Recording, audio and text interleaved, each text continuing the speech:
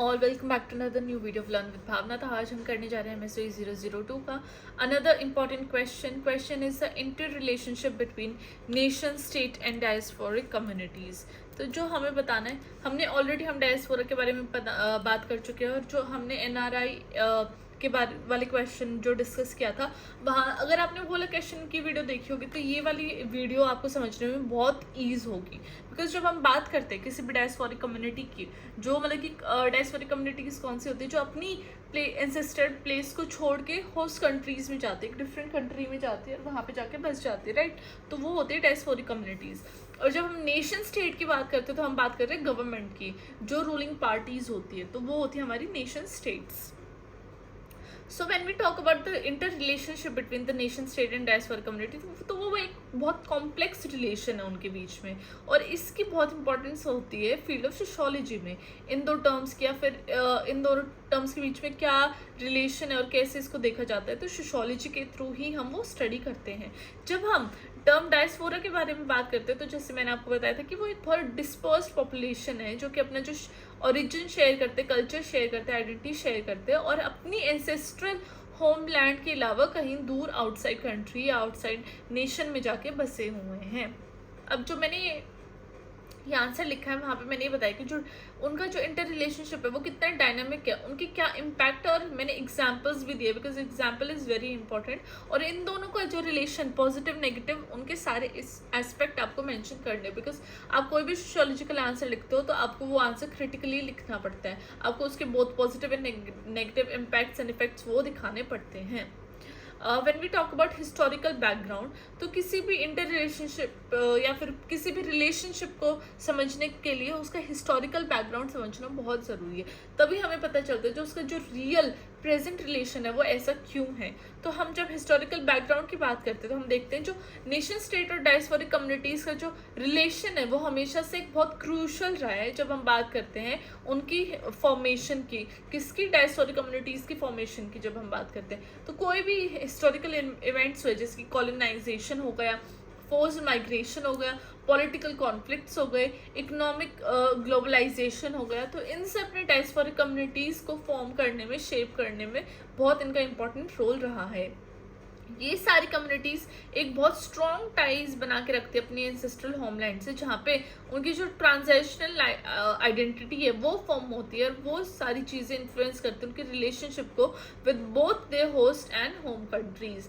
अब जब हमने यहाँ पे ये बात की colonisation, forced migration, political conflicts, economic globalisation, इन्हीं के ये जो मेजर चेंजेस हुए थे वर्ल्ड में, इन्हीं के थ्रू तो डायस्पोरिक कम्युनिटीज़ फॉर्म हो रही थी, पीपल माइग्रेट कर रहे थे वन प्लेस टू अनदर। जब हमने NRI वाली बात की थी तो हमने बताया था कि कैसे जो ब्रिटिशर्स थे वो इंडियन लेबर को लेके जाते थे, और अफ्रीका में उन्होंने काम करवाया, ब्रिटेन में काम करवाया, कई जगह उन्होंने काम करवाया।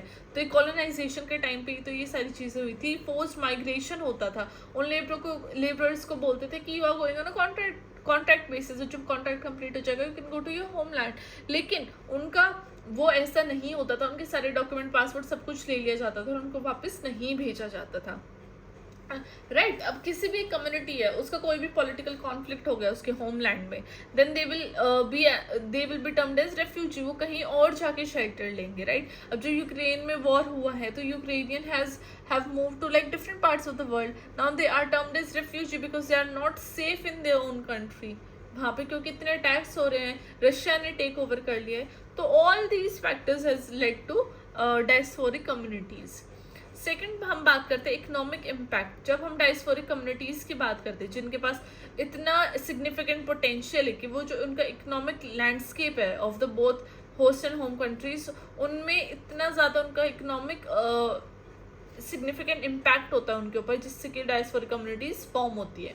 फॉर एग्जाम्पल जब हम रेमिटेंसेस का एग्जाम्पल लेते हैं, जहाँ पे फाइनेंशियल ट्रांसफ़र किए जा रहे थे बाय डायस्पोरिक इंडिविजुअल्स अपनी फैमिलीज और कम्युनिटीज़ को to the countries of their origin, है ना। जब उनकी जो एंसेस्ट्रल लैंड है वहाँ पे कोई क्राइसिस होता है, तो जो बाहर जो वेल सेटल्ड पीपल है तो वो पैसे भेजते हैं, वो अपनी फैमिलीज़ को हेल्प करते हैं। तो जो दूसरे आसपास के लोग होते हैं वो देखते हैं ये this is a good source of income, अगर हम बाहर जाके कमा रहे then it is a good idea.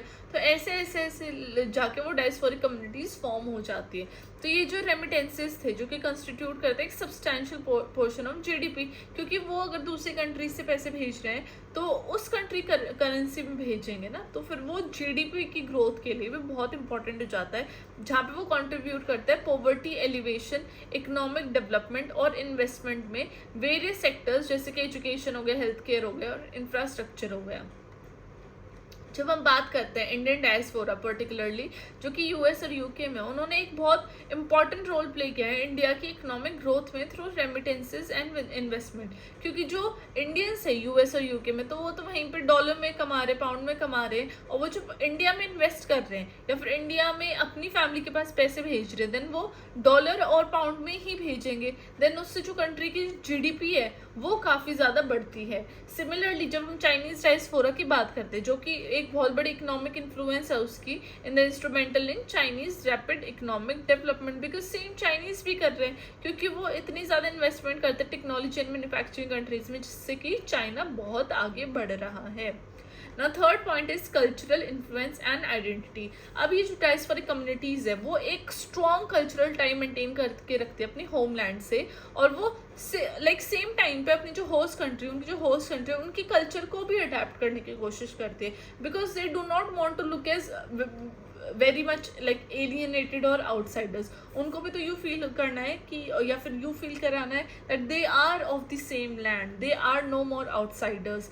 तो जहाँ पे कि वो अपना कल्चरल टाइज जो मेंटेन करके रखते हैं, वहीं पे वो साइड बाय साइड अपने होस्ट कंट्री का कल्चर भी अडेप्ट करने की कोशिश करते हैं।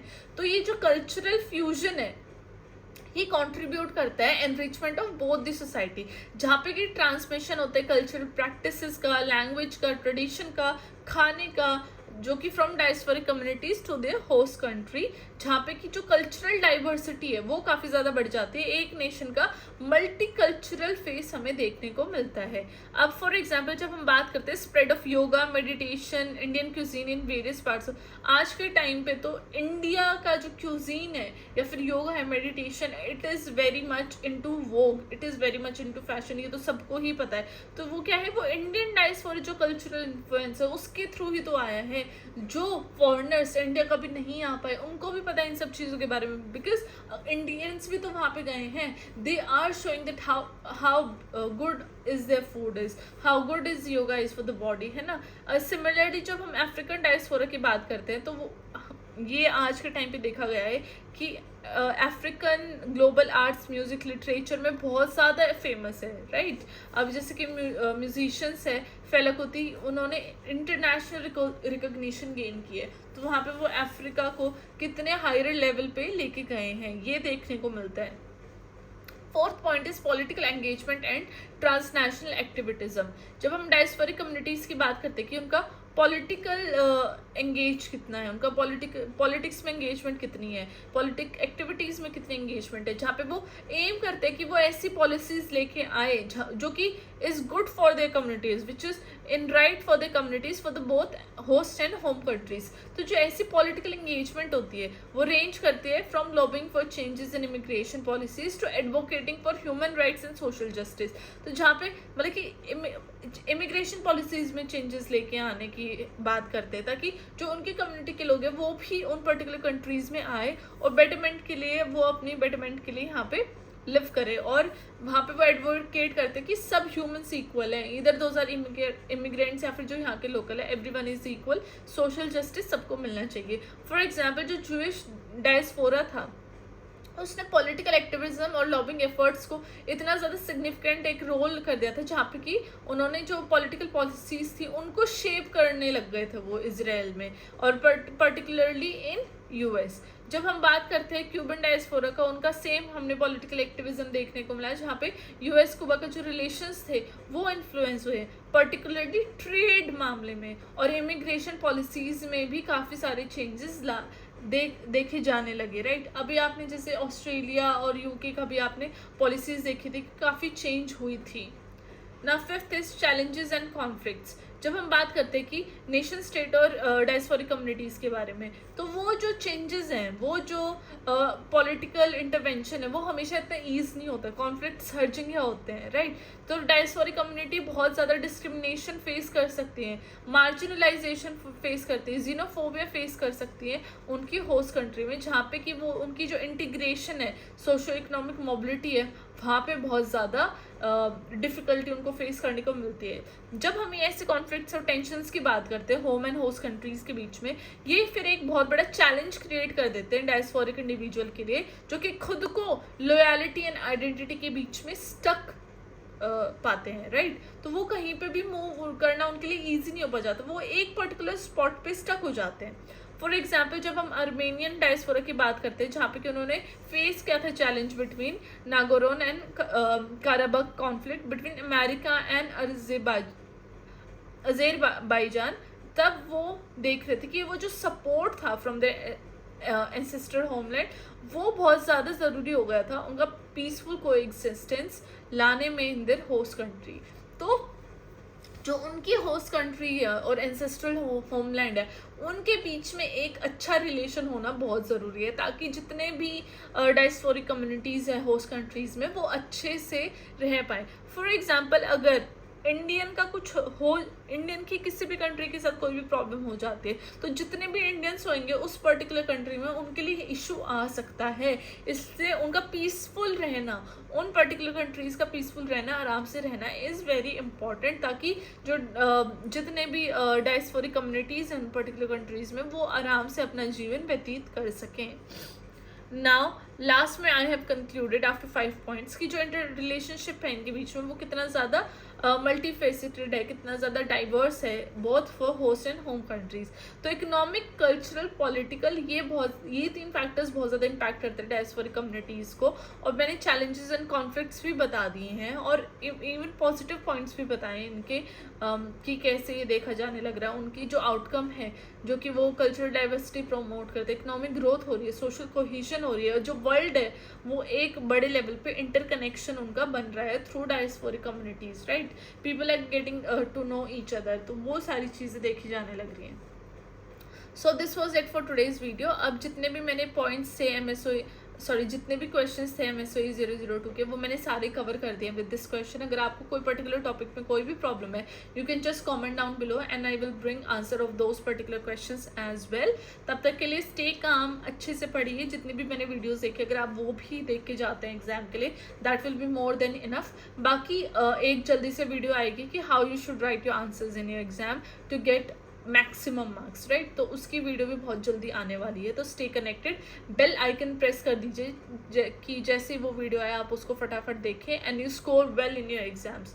तो वो ही मोटो रखो, स्टे काम। चैनल को लाइक, शेयर एंड सब्सक्राइब कर दीजिए। मोस्ट इंपॉर्टेंट इज शेयर कीजिए अपने फ्रेंड्स के साथ, जितना हो सके उतना सब्सक्राइब कीजिए। And thank you for so much love and support. I will meet you next time. Bye bye, take care, study well.